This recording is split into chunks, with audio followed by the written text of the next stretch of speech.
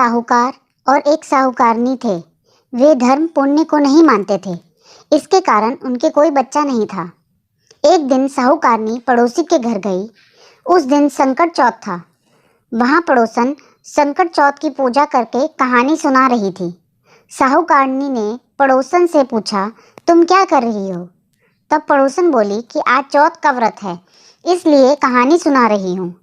तब साहूकारनी बोली, चौथ के व्रत करने से क्या होता है?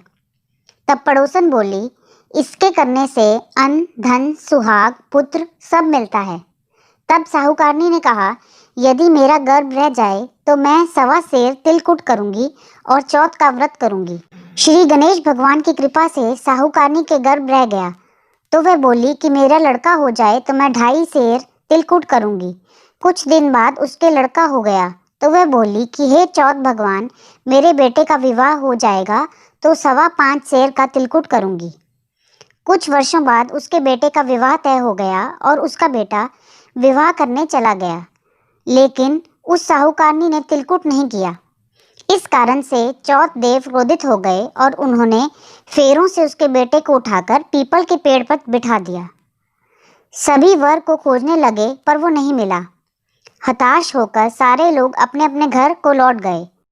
इधर जिस लड़की से साहूकारनी के लड़के का विवाह होने वाला था, वे अपनी सहेलियों के साथ गणगौर पूजने के लिए जंगल में दूब लेने गई। तभी रास्ते में पीपल के पेड़ से आवाज आई, ओ मेरी अर्धब्याही। ये बात सुनकर जब लड़की घर आई, उसके बाद वे धीरे धीरे सूख कर कांटा होने लगी।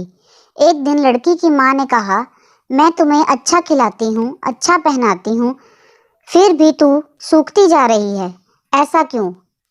तब लड़की अपनी माँ से बोली कि वह जब भी दूब लेने जंगल जाती है तो पीपल के पेड़ से एक आदमी बोलता है कि ओ मेरी अर्धब्याही। तब उसकी माँ ने पीपल के पेड़ के पास जाकर देखा, यह तो उसका जमाई ही है। तब उसकी माँ ने जमाई से कहा, यहाँ क्यों बैठे हैं? मेरी बेटी तो अर्धब्याही कर दी और अब क्या लोगे?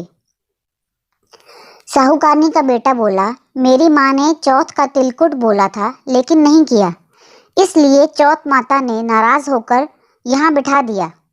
ये सुनकर उस लड़की की माँ साहूकारनी के घर गई और उससे पूछा कि तुमने संकट चौथ का कुछ बोला है क्या? तब साहूकारनी बोली, तिलकुट बोला था। उसके बाद साहूकारनी बोली, मेरा बेटा घर आ जाएगा तो 2.5 मन का तिलकुट करूंगी। इससे श्री गणेश भगवान प्रसन्न हो गए और उसके बेटे को फेरों में लाकर बिठा दिया। बेटे का विवाह धूमधाम से हो गया। जब साहूकारनी के बेटा एवं बहू घर आ गए, तब साहूकारनी ने 2.5 मन तिलकुट किया और बोली, हे चौथ देव, आपके आशीर्वाद से मेरा बेटा बहू घर आए हैं, जिससे मैं हमेशा तिलकुट करके व्रत करूंगी। इसके बाद सारे नगर वासियों ने तिलकुट के साथ संकट व्रत करना प्रारंभ कर दिया। हे संकट चौथ, जिस तरह साहूकारनी को बेटे बहू से मिलवाया, वैसे ही हम सबको मिलवाना। इस कथा को कहने सुनने वालों का भला करना। बोलो संकट चौथ की जय। श्री गणेश देव की जय।